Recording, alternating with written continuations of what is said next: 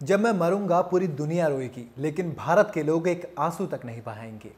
ये कहा था उस मेजर ने जिसका जन्म आज ही के दिन यानी 29 अगस्त को 1905 में तब के इलाहाबाद और आज के प्रयागराज में हुआ था। नाम रखा गया ध्यानचंद। जी हाँ, मैं बात कर रहा हूं हॉकी के जादूगर मेजर ध्यानचंद की। 1928, 1932 और 1936 में देश के लिए गोल्ड मेडल लाने वाले मेजर ध्यानचंद, जिन्होंने 400 गोल किए थे, जिन्हें हॉकी का विजर्ड, द मैजिशियन कहा गया था, जिनके नाम पर आज देश में नेशनल स्पोर्ट्स डे मनाया जाता है, जिन्होंने अपना आखिरी मैच 1948 में खेला था, जिन्हें देश का तीसरा सर्वोच्च नागरिक सम्मान, जो कि उस वक्त दूसरा हाईएस्ट हुआ करता था, पद्म भूषण 1956 में मिला था, जिन्होंने ब्रिटिश इंडियन आर्मी के अंडर में हॉकी खेलना शुरू किया था, उन मेजर ध्यानचंद ने अपने आखिरी शब्दों में कुछ इस तरह से इंडियंस के लिए कहा था। एक बड़ी स्टेटमेंट होती है ना, जब कोई देश को ओलंपिक में 3 बार गोल्ड मेडल, लगातार 3 बार गोल्ड मेडल दिलाने वाला शख्स इस तरह का बयान देता है। वही ध्यानचंद जिन्हें आज़ादी से पहले बच्चा बच्चा जानता था, लेकिन बाद के दिनों में जिन्हें हर किसी ने भुला दिया। अपनी जिंदगी के आखिरी दिनों में रिटायर्ड मेजर ध्यानचंद को बहुत सी ऐसी बीमारियों ने घेर लिया था जिसने उनकी जिंदगी ली, और हालात ऐसे थे कि उनके पास इलाज तक ढंग से नहीं हो पा रहा था। बीमारी, लोगों द्वारा भुला दिए गए जाने की तकलीफ ने मेजर को चिड़चिड़ा बना दिया था। उन्हें देशवासियों, सरकारों और हॉकी फेडरेशन से मिल रहे ट्रीटमेंट पर बहुत ज्यादा गुस्सा था। इतना गुस्सा कि कई बार उन्होंने ऐसी स्टेटमेंट दे दी कि लोग आज तक सोचते हैं। मेजर की मौत से लगभग 6 महीने पहले उनके एक दोस्त पंडित विद्यानाथ शर्मा ने उनके लिए एक वर्ल्ड टूर का प्रोग्राम भी बनाया था। शर्मा को लगा कि इससे मेजर का यूरोप के हॉकी प्रेमियों के साथ दोबारा मिलना हो जाएगा और ये लेजेंड फिर से लोगों की नजर में आ जाएगा। कहते हैं ना, दोस्त है, आखिर तक फर्ज निभाने का उसका काम था और वो निभाता चला गया। लेकिन इस टूर की सारी तैयारियां हो चुकी थी, एयर टिकट्स खरीद लिए गए थे। मेजर ने टूर पर जाने से मना कर दिया क्योंकि वो हालत में नहीं थे। इसके बाद एक और दोस्ती का फर्ज निभाने एक और दोस्त आया। मेजर के विदेशी दोस्त ने बेहतर इलाज के लिए उनसे यूरोप आने की गुहार लगाई, लेकिन मेजर ने एक बार फिर से ना ही भरी, यानी कि उन्होंने मना कर दिया। दरअसल मेजर ने यह कहते हुए जाने से इनकार कर दिया कि उन्होंने दुनिया देख ली है। फिर आया साल 1979 का। इसी साल के आखिर में बीमार हालत में मेजर को ट्रेन के जरिए झांसी से दिल्ली लाया गया, लेकिन यहां उन्हें कोई स्पेशल ट्रीटमेंट या प्राइवेट वार्ड देने की जगह एम्स के जनरल वार्ड में धकेल दिया गया। एक वो खिलाड़ी जिसने देश को 3 ओलंपिक में गोल्ड मेडल दिलवाए थे लगातार, वो जनरल वार्ड में था। अपने आखिरी दिनों में भी मेजर हॉकी की ही बात करते थे। उन्होंने अपने परिवार को याद दिलाया कि उनके मेडल्स का ध्यान रखा जाए। दरअसल सख्त लहजे में मेजर ने हिदायत दी कि इस बात का ध्यान रखें कि कोई भी मेरे मेडल न चुराए। इसके पीछे भी एक कहानी है। हुआ यूं था कि कुछ दिन पहले किसी ने उनके कमरे में घुसकर मेडल्स चुरा लिए थे, इसीलिए मेजर सतर्क थे।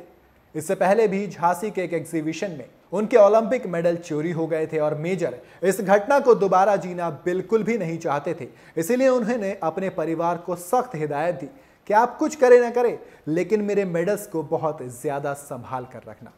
आप खुद सोचिए, मेजर, वो मेजर जिसने भारतीय हॉकी के गिरते स्तर को उठा दिया था, जिसने हॉकी के दुनिया में भारत को सबसे ऊपर खड़ा किया था, वो आखिरी दिनों में हॉकी के गिरते स्तर से खफा था।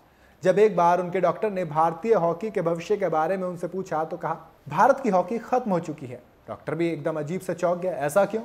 मेजर ने जवाब दिया, हमारे लड़के सिर्फ खाना चाहते हैं, वो काम नहीं करना चाहते। ये कहने के कुछ ही दिन बाद 3 दिसंबर 1979 को उनकी मौत हो गई। क्लियरेंस मिलने में आई शुरुआती दिक्कतों के बाद झांसी हीरोज के ग्राउंड में उनका अंतिम संस्कार हुआ। ये मेजर का ही बनाया हुआ हॉकी का क्लब था। अंतिम संस्कार के समय मेजर की बटालियन पंजाब रेजिमेंट ने उन्हें पूरा मिलिट्री सम्मान दिया। मिलिट्री ने तो अपना काम पूरा किया, लेकिन देश की सरकारों ने, देश के उन अफसरों ने उनकी जो जी हजूरी करने वाले थे, मेजर और उनके परिवार का अपमान यही नहीं रोका, उन्होंने उसको आगे भी कंटिन्यू किया।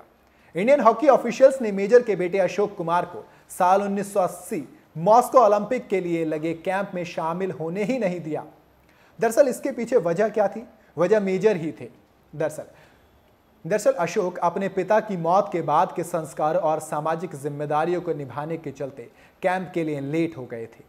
वो एक हॉकी खिलाड़ी के साथ साथ एक बेटे का भी फर्ज अदा कर रहे थे और हॉकी इंडिया के अधिकारियों ने उन्हें इस अनुशासितहीनता मानते हुए कैंप अटेंड करने से रोक दिया। इस भारी बेइज्जती से आहत अशोक ने तुरंत प्रभाव से हॉकी से संन्यास ले लिया। अपनी मौत से 2 महीने पहले मेजर ने कहा था, जब मैं मरूंगा तो पूरी दुनिया रोएगी, लेकिन भारत के लोग मेरे लिए एक आंसू तक नहीं बहाएंगे। मुझे पूरा भरोसा है। अब उनके भरोसे पर सरकार और सरकार के लोग और देश की जनता कितनी खरी उतरी, ये आप मुझे बताइए। क्योंकि एक ओलंपिक मेडलिस्ट का इतना बुरा हाल करना, एक ओलंपिक मेडलिस्ट को उसके आखिरी दिनों में जनरल वार्ड में धकेल देना, ये कितना इंसाफ है।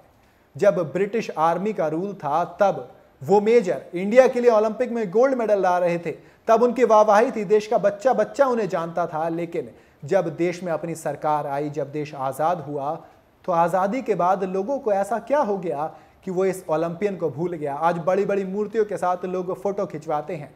जब इनकी बरसी आती है या जन्मदिन की दिन आता है, तब लोग फूल और मालाएं चढ़ाते हैं, व्हाट्सएप पे स्टेटस लगाते हैं और कहते हैं कि दद्दा थे तो सारे गोल हुआ करते थे।